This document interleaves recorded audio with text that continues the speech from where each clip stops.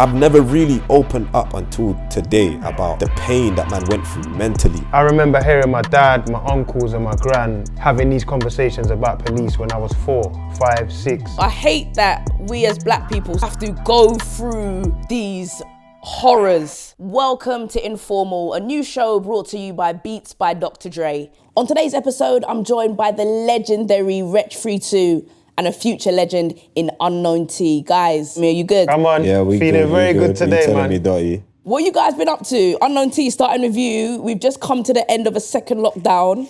Christmas is on the way.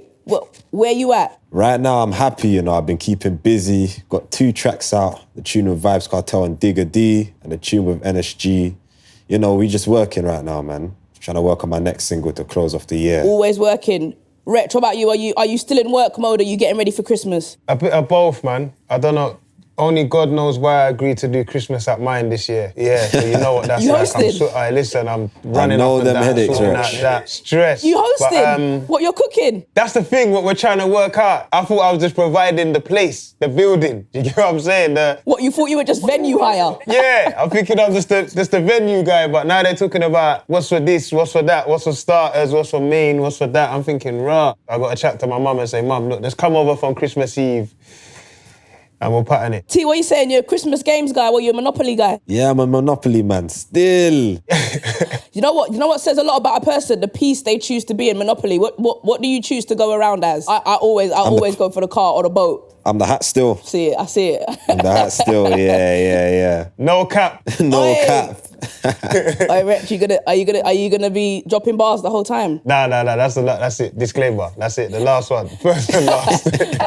So guys, I really wanted to talk to you today about the relationship between the police and the black community. The Mayor of London recently announced his action plan to improve the Met Police's relationship with the black community with a £1.7 million investment in community involvement, training and increased recruitment of black officers. What do you think in particular it is that isn't working when it comes to this relationship between the black community and the police? I mean, I think trust for a start, and I think misunderstanding and misuse of power. I think because of the misuse of power, there's no trust. That's creating a bigger misunderstanding. In terms of so even in regards to the action plan, so going back to when all that stuff happened with my dad and he got tasered and whatnot, obviously we've done the protest and we set a private meeting with the head of the police, Sadiq Khan. This took place in Tottenham with my uncle, Stafford. I was there, Zion was there, the head of the council.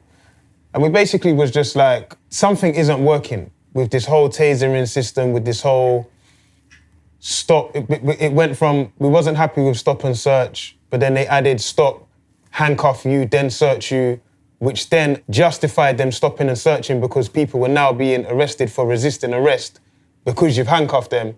Do you get what I'm saying? So that just added to the whole thing. So we sat them down and was like, look, we had an action plan, what we proposed, and was like, look, you need to eradicate this stop handcuff search thing because that's just justifying your numbers now. And then this tasering thing needs to be reevaluated. And we went through it with solicitors and lawyers and we had a very strong, firm, structured plan for them that, we felt they could have took on board.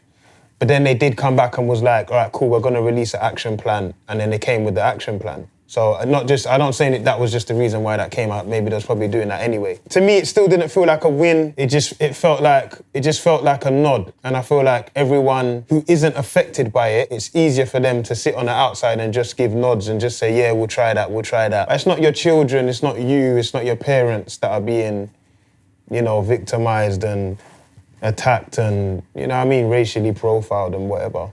Wretch, you mentioned the incident with your dad, which was heavily documented. There was there was video evidence.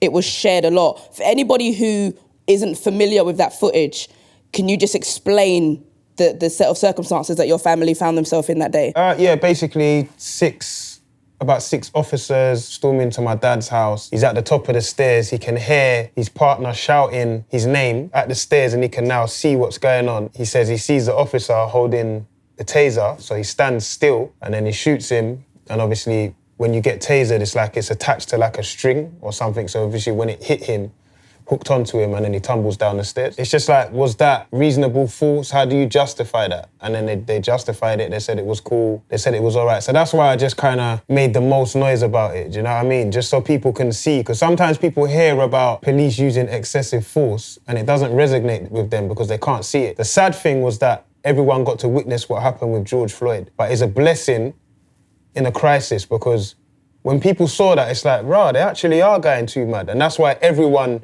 you get what I'm saying? Everyone stood up for that because you could see it. And similar to my dad's thing, when everyone watched it back, it was like, well, why have they done that? Do you get what I'm saying? If they're just gonna, but then they turn around and justify it. But it's just a cycle, innit? There'll be another name in maybe a couple months, maybe next year. You get what I'm saying? It will be somewhere else. It will be someone else. It would just continue to happen. Unknown T, I'd love to get your thoughts on what you think the root cause when it comes to this relationship, this strained relationship between the black community and the police. Obviously, Wretch mentioned sort of the abuse of power and the mistrust. In your experience, what do you think is causing this relationship to be, non-functional? Touching on what Wretch said, I feel like two main things: the abuse of their power and the scarred wounds that we've had in our past. Like, think of it this way, innit? Like, where they've abused their power a lot in the past, like, a lot of us have been through situations and stop and searches where man have been handcuffed for no reason, beat for no reason. Man have been in jail where man get bent up for no reason at all, do you get me? Where we've been through that history, it's difficult for man to come to terms where we can meet halfway, you know what I mean? So it's like difficult, innit, do you get me? And I feel like it takes more than just money and investments to make that step forward, innit? I feel like they need to understand us and hear our voice first, innit? For everything that Unknown went through, at some point, somebody somewhere, he should get a letter or a phone call or someone somewhere down the line should reach out and be like, do you know what? You've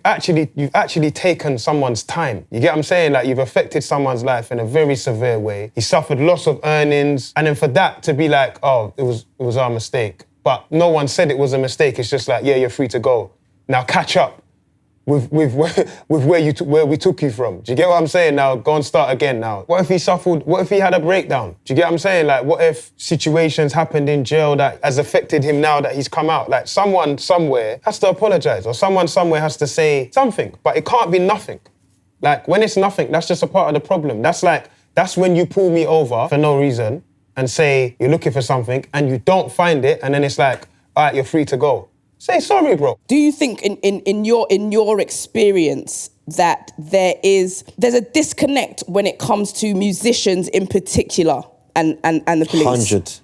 100%. I feel like the police have no one else to target, so they try and grip us. They have no one else to blame for their mistakes, if that makes sense. Do you feel like they try and make an example of you because you are in positions that are influential? Exactly that. But I feel like that's unfair because this is us expressing ourselves, innit? Like, music is art, innit? And it's just our way, same way as an artist who draws can draw different forms of emotions, you get me? It's the same thing with music, but they don't understand the depth. If you don't understand the passion of music, you won't understand the depth in it, you get me? And it's like, police, they just see it as we're the ones who generate all the violence in the area, but it's like, hold on, there's so many other factors out there away from music, but you lot just want to blame the black youths, something that we are able to generate profit out of to get our families out of the area and to get our safety and that out of the area as well. You don't want to point the finger and blame us. For you, feeling like you are kind of under this increased scrutiny, of course, you were in prison prior to being cleared on all charges. Yeah. Is it impacted the way you now navigate your music? Has it impacted what you write and what you say on song? It's definitely impacted the way I touch my music now, innit? Because in this day and era, you have to be very sensitive of what you say in the public, innit? Because I am in the public eye. There's a lot of people and young youths that look up to me and look at what I'm doing, innit? But as well as that though, it's like, during my case, man's judge was able to understand that man's music is also art. So if a man with that status has been able to tell me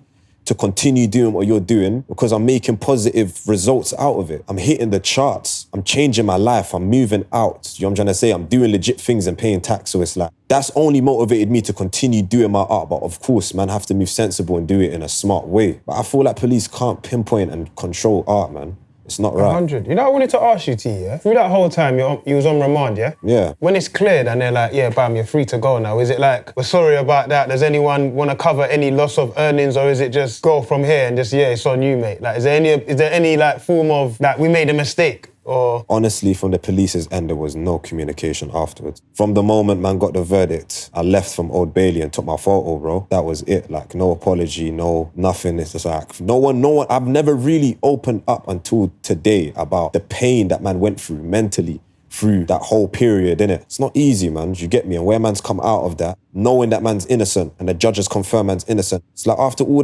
that time, like they've tarnished my name, you get me? All that defamation, nothing. How do you use that? Like, how do you turn that trial into triumph for you? Like, how do you use that experience? See, I tried to ignore to even talk about it. People could see I came straight back on my grind, fresh home. I didn't even treat my mentals, you feel me? Man could have gone to see a psychologist, etc. But man wanted to give my fans my all, do you get me? Just for the passion of music. That was just my way of getting happiness again, innit? From obviously such a negative situation, innit? Giving back to my fans and seeing everything that I missed. Wretch, as an OG, yeah, when you listen to drill music, which at times the lyrics are self-incriminating, right?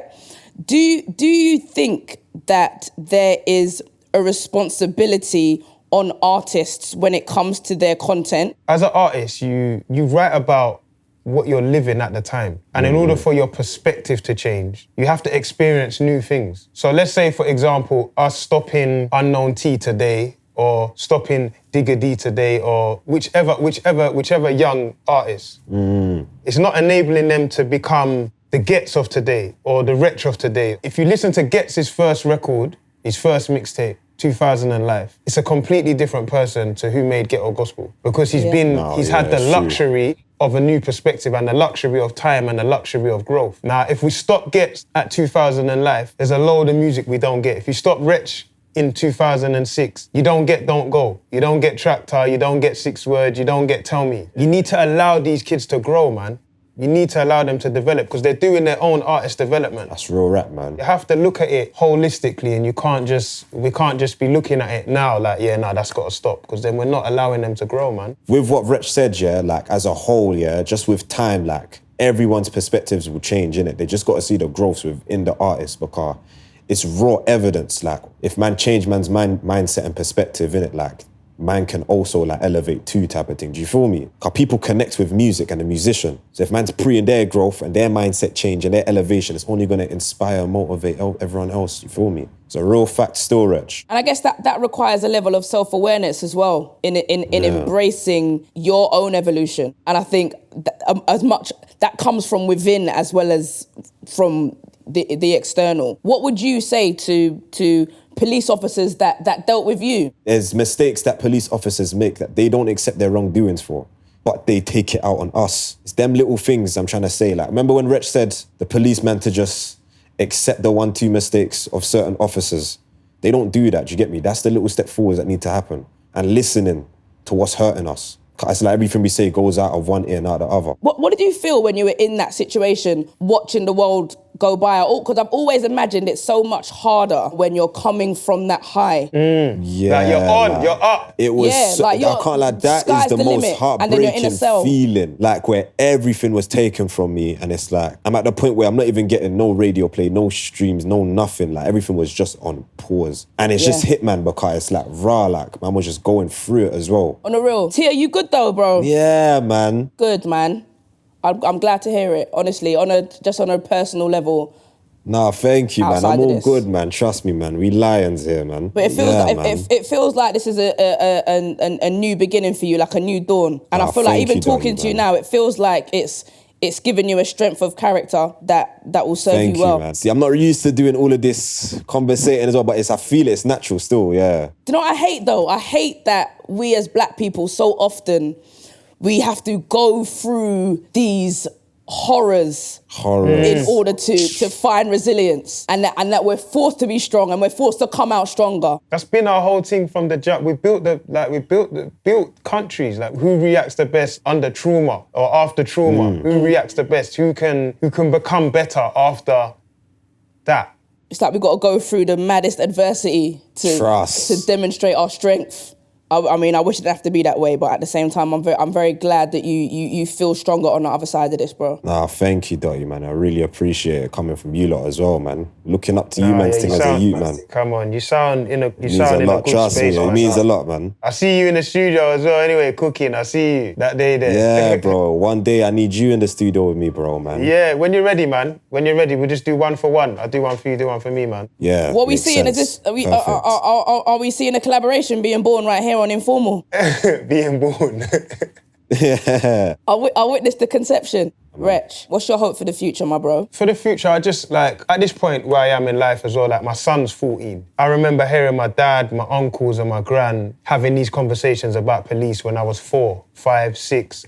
I've seen the whole thing. I've seen them on TV every other week. I've seen them go to marches. I've seen them take the police to court, win thousands of pounds, you get what I'm saying, for injustice and being mistreated and being, stigmatized and whatever. It's funny because when I was speaking to my dad throughout that whole time, he was just like, there's a picture of your gran outside the police station protesting. We're now outside the same police station doing the same thing. And he's like, he's saying to me, like, his hope is that my son don't have to be out there. And I'm like, I'm thinking that same way. And my kids, I'm like, we can't keep having the same conversation for 100 years. At some point, something has to give. So I'm hopeful that something will give at some point. Guys, thank you so much, Wretch, for your insight and wisdom always. Unknown T for being so open and vulnerable with us today, man. I appreciate you expressing everything that you have been through, and I hope that in sharing that trauma, it is in some ways alleviated, man. You know, we got nothing but love for you. Thank you, Dotty, man. Come on, man. It's always a pleasure. Always a pleasure, Doc. Always Bless up, appreciate Unknown. it. You already know.